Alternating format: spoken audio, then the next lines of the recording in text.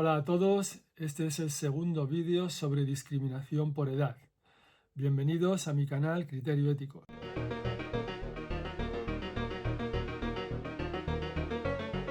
En el primer vídeo sobre discriminación por edad señalaba que en España se practica abiertamente la discriminación por edad. De hecho, viene impulsada, no ya tolerada, sino abiertamente impulsada, fomentada, alentada por el Estado, por las instituciones públicas, que conceden todo tipo de beneficios fiscales y ayudas económicas, por ejemplo, a las empresas que contratan a personas de un determinado grupo de edad, lo cual por defecto constituye, lógicamente, automáticamente, un acto de discriminación hacia los demás ciudadanos que no tienen acceso a ese tipo de apoyos y que además ven dificultades para ser contratados por dichas empresas que prefieren, claro, contratar a personas que les conlleva un beneficio por parte del Estado. En el año 2005 tuvo lugar en Madrid un gran congreso, un sorprendente congreso realmente, sobre discriminación por edad. Sobre la importancia de este congreso habla el hecho de que fue presidido por miembros de la familia real. El congreso fue organizado por la Confederación Española de Organizaciones de Mayores en colaboración con otras entidades, entre ellas algunas entidades públicas, como la Comunidad de Madrid.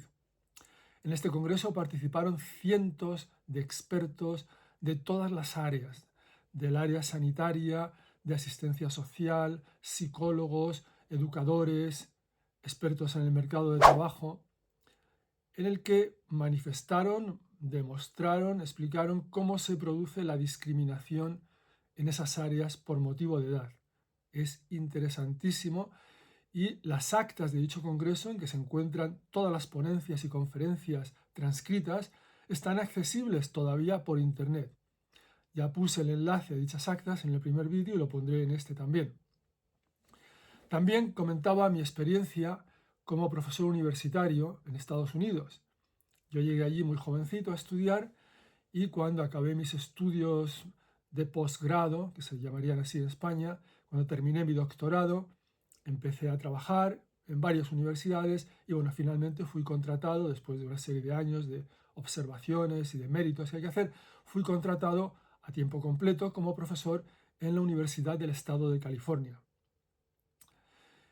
Mi primera sorpresa fue al llegar allí a dar clase, que había en todas las asignaturas que daba, en todas las clases, un porcentaje relativamente alto, posiblemente entre el 15 y el 20% de la clase, de lo que allí se llama alumnos maduros. Es decir, alumnos que no están entre los 18 y los 24 años, sino que pasan de los 30, de los 40, de los 50, de los 60, de los 70. Claro, yo iba con el prejuicio de aquí, de España, el prejuicio que hemos mamado aquí en España todos, de que una persona mayor ya es cosa de chiste, ¿no? No tiene agilidad mental, no se entera, no podría competir con un joven estudiante, ¿no? Enorme error. Esos alumnos eran los mejores alumnos, curso tras curso, semestre tras semestre, los mejores alumnos que tenía, los mejores que he tenido nunca. Por supuesto, entre los demás, entre los de 18, 19, 20 años, siempre había alguno que destacaba, si los había mejores y peores. Es decir, había mejores y peores. Y resulta que entre los alumnos maduros, prácticamente peores en comparación con los otros no había. Era gente que estaba allí porque quería estar, gente que disfrutaba en las clases, gente que se empapaba de la información que se les daba, que cuando levantaba la mano era para preguntar algo relevante, que demostraba que había entendido lo que se estaba explicando, que estaba interesado. En el 90% de los otros alumnos, de los de 18, 20, 21 años, cuando levantaban la mano era siempre, como ya sabemos, para preguntar si eso va a entrar en el examen. Los alumnos estos mayores hacían los mejores trabajos, los mejores exámenes. Tengo algunos recuerdos fabulosos de algunos de ellos. Increíble. Yo decía, es increíble. Para mí aquello descorrió completamente, corrió el telón, vi lo que había detrás de ese prejuicio que yo llevaba. Tenía en esas personas a los mejores alumnos. Pero yo tenía curiosidad, yo decía, ¿por qué están aquí estas personas con esta edad? ¿Qué expectativas profesionales pueden tener? Y diplomáticamente preguntaba a algunos y a otros, los primeros años sobre todo, y me decían, no, yo es que descubrí a tal edad que lo que a mí realmente me gusta hacer es esto, que lo que yo quiero realmente, a lo que me gustaría dedicarme en la vida es a esto, no a lo que estaba haciendo antes. Y entonces dediqué unos cuantos años a ahorrar, dejé mi trabajo para hacer la carrera y ahora buscaré trabajo en este campo. Claro, viniendo de España me parecía increíble eso. Pero claro, es que en Estados Unidos la discriminación por edad está estrictamente prohibida, perseguida y duramente penalizada por la ley. Hay inspecciones en las empresas. Si ven, aquí estoy un poco resumiendo lo del vídeo anterior, pero es importante para seguir, digamos, la argumentación en este vídeo. Si ven que en una empresa, por ejemplo, hay un grupo de edad que está excesivamente representado, eso se toma como prueba posible de que se ha llevado a cabo discriminación por edad. Y ya se puede preparar la empresa si se llega a probar que la ha habido. Estos alumnos eran lo mejor, como digo. Aquí en España eso sería impensable. ¿Por qué? Porque aquí en España, cuando una persona consigue un trabajo a tiempo completo, un trabajo indefinido, un trabajo firme, se aferra a ese trabajo, a ese empleo, con uñas y dientes. La obsesión de todo español, la aspiración de todo español es convertirse en funcionario del Estado, aprobar los exámenes para ser contratado por el Estado. Eso te garantiza un trabajo de por vida, con tranquilidad. No te vas a quedar nunca en el paro, en el desempleo. Es el nirvana del español. Pero claro, ¿qué ocurre? Que una persona aprueba las oposiciones cuando tiene 28, 30, 32, 35 años, lo que sea, y 10 años después se da cuenta de que esa cosa tan fantástica es realmente aburrida, que lo que a él le gustaría hacer en la vida es otra cosa. Y está amargado porque lo que realmente querría hacer en la vida es otra cosa. Ha descubierto que su vocación es otra, que le gusta el mundo de la música o que querría haber sido arquitecto, o que lo que él realmente querría es dedicarse a la química o a la botánica y no lo que está haciendo ahí como funcionario. Pero ya no le queda más remedio que seguir. Y entonces aquello se convierte en algo tedioso, en un trabajo que el funcionario hace con desidia. Y lo único que espera es que llegue el día de su jubilación para verse libre de esa carga. Y eso hace que la economía sea muy poco productiva. Porque en España una persona que a los 40, 50 años dejara su trabajo para ponerse a estudiar una carrera, diríamos que ha perdido la cabeza. No tiene ninguna posibilidad de competir con un joven por el mero hecho de ser joven. En Estados Unidos, una persona que termina su carrera a los 65 años va a competir con otras personas que han terminado la carrera también y tienen más o menos la misma poca experiencia que él. Pero claro, es que en España, en Estados Unidos, en el currículum no se pone fecha de nacimiento, está prohibido. Ni fotografía, ni vídeo, ni nada que pueda dar a entender que la persona tiene tal o cual edad. Entonces, bueno, a lo mejor una persona a los 60 años sabe que no va a llegar muy lejos profesionalmente en ese nuevo camino que ha emprendido, pero lo quiere hacer por satisfacción personal. En el departamento de la Universidad del Estado de California, donde estaba yo, recuerdo que se contrató a un señor que tenía 72 años. Esta persona a los 60 años o 50 y pico años había decidido que el camino académico es lo que él quería seguir. Dejó el trabajo que estaba haciendo, se puso a estudiar, acabó el doctorado, no sé con cuántos años, con 68, 69, en fin, y a los 72 años se le contrató como tuvo que empezar como empieza cualquier profesor universitario, a lo mejor con 28 años o con 29 años, pues dando clases a tiempo parcial. Una asignatura aquí, otra allí, o a veces 2 asignaturas. Quizás no aspiraba a más, quizás tenía ya ahorros para vivir o podía vivir con lo que ganaba a tiempo parcial. Yo cuando era joven pues tenía que vivir así, dando clases en una universidad, luego en otra, una asignatura para acá, para allá, te pasabas el tiempo en la autopista.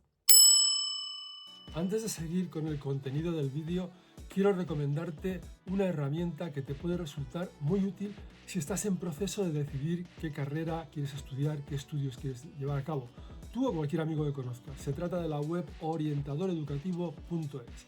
Es una web diseñada para ayudarte a encontrar la carrera que mejor se adapta a ti. Puedes además realizar su test inteligente gratuitamente y descubrir qué opciones encajan con tus intereses y habilidades. Además encontrarás información detallada sobre grados, salidas profesionales y mucho más. No dejes tu futuro al azar. Visítala hoy mismo, orientadoreducativo.es, y da el primer paso hacia tu mejor decisión. Apúntate a la newsletter para obtener el código de descuento. Te dejo el enlace en la descripción. Y ahora sí, seguimos con el vídeo. En fin, otro profesor que teníamos allí tenía 80 años. Este llevaba muchos años enseñando allí, tenía mucha más experiencia que yo, era a tiempo completo como yo, pero claro, con más categoría. Él llevaba allí como, no sé, 40 años o más, 50 años dando clase.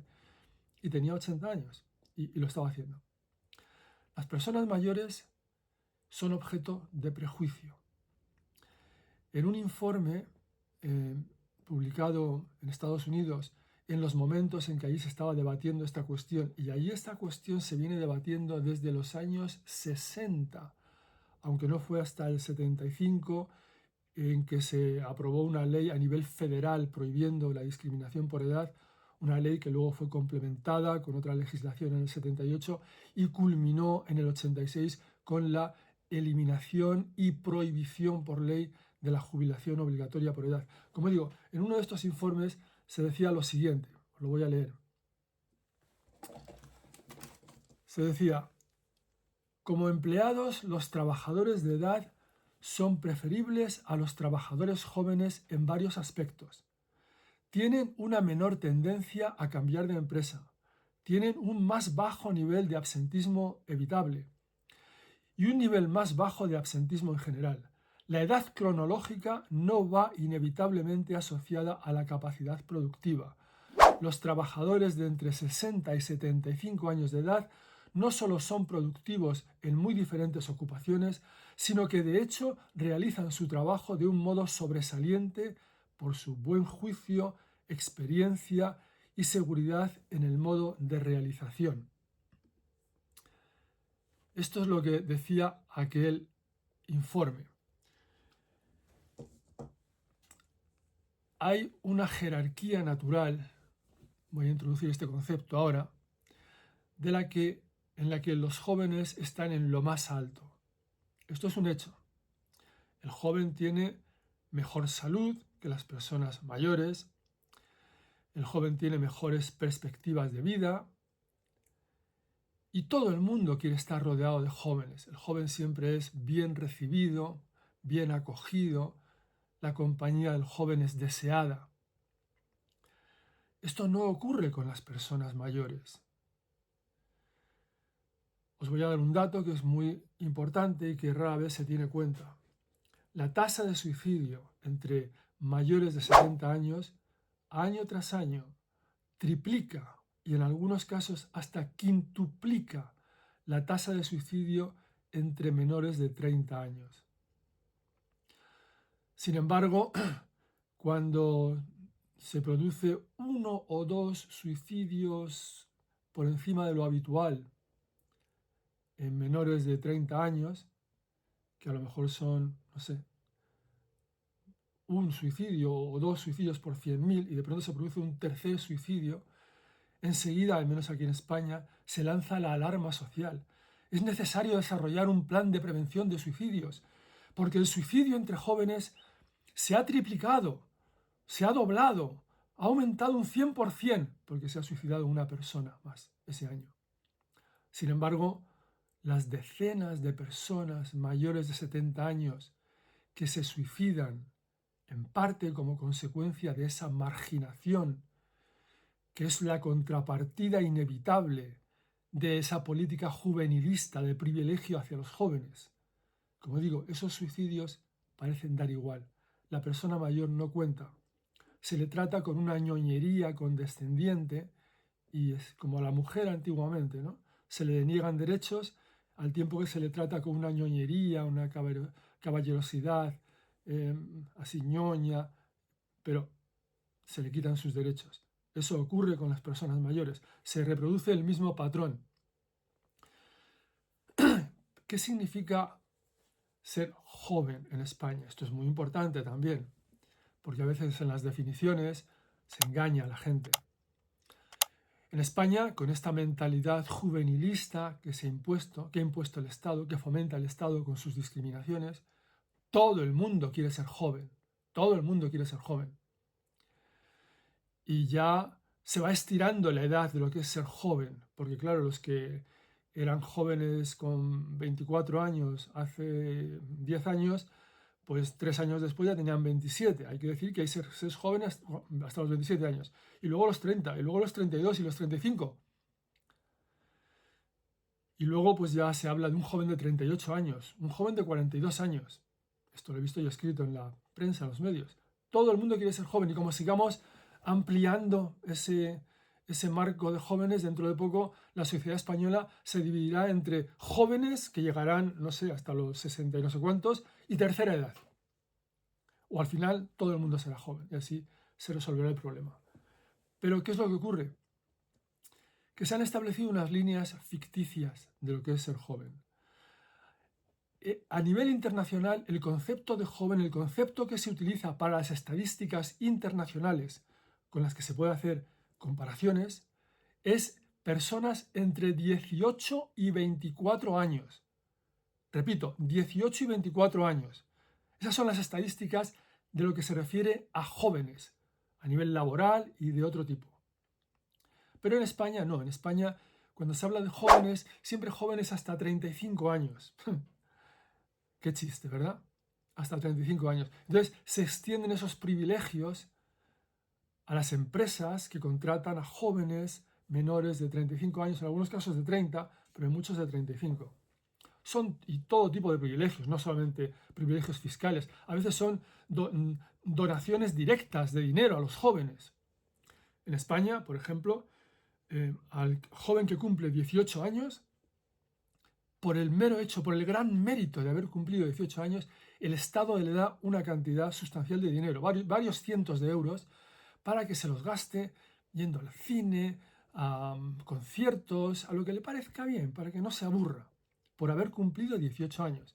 Y había una propuesta de una política, una propuesta absolutamente demagógica, de una determinada política, Yolanda Díaz, del partido Sumar, que está en coalición con el gobierno en este momento, que proponía dar 20.000 euros a los jóvenes cuando cumplieran 18 años. Claro, ese dinero, tanto el que les están dando ahora, de hecho, como esos 20.000 euros, que no ha llegado todavía a aprobarse eso, ese dinero sale de los bolsillos de las personas que no pueden ir a conciertos, ni a teatros, ni hacer ninguna de esas cosas. A partir del verano pasado, de este verano del 2024, los jóvenes que viajen en España por tren o por autobús pueden viajar por España o por toda Europa.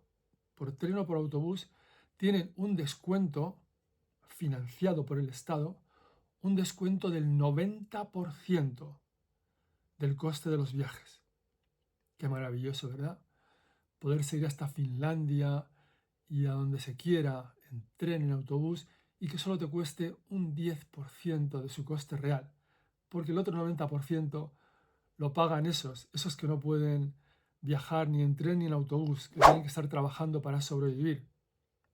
Pero tú, por ser joven, por tener ese mérito, con independencia de que tu familia sea rica o que tengas medios, porque algunos jóvenes pues tienen buenos trabajos o tienen dinero, les toca la lotería, no sé. No. El mérito es ser joven. Ese es el único criterio. Así es como es en España. Entonces, ese engaño de estirar la edad de lo que es joven se utiliza cuando se habla de las estadísticas de desempleo en España. Las estadísticas de desempleo juvenil solo hacen referencia a las personas entre 18 y 24 años. Pero aquí en España, cuando se dice el paro juvenil, como estamos acostumbrados a que todo lo juvenil llega hasta ya ni se sabe qué edad, pero hasta los 30, 35 años, cuando se nos dice el paro juvenil es de tal, se implica que es el paro hasta los 30 o 35 años. Eso es una gran mentira, eso es una manipulación de la opinión pública. Se decía en estos años pasados que el paro juvenil en España era astronómicamente alto, el mayor de toda Europa, era de un 29% y aún estará pues por ahí, 28, 27%, no sé. Efectivamente. Pero es que el paro general en España en esos momentos estaba en el 13%. El momento en que hablo está en el 11, algo por ciento. Es que el paro juvenil, es decir, el paro de personas entre 18 y 24 años, siempre y en todos los países, es mucho más alto que la tasa de paro, la tasa de desempleo de la población general. Por ejemplo, en Francia, en las últimas estadísticas disponibles, la tasa de paro general, la tasa de desempleo general, era del 6,8%.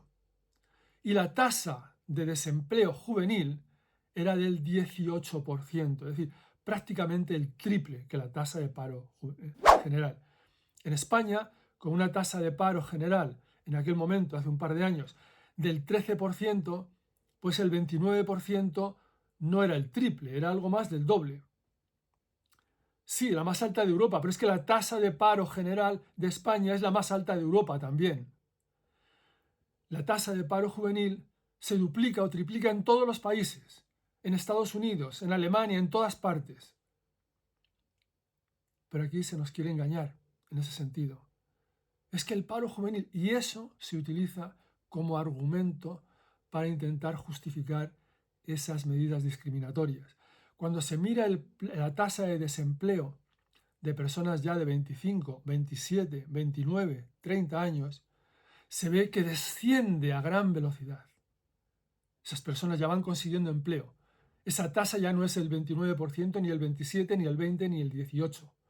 Y cuando llega a los 35 años es la tasa general de desempleo.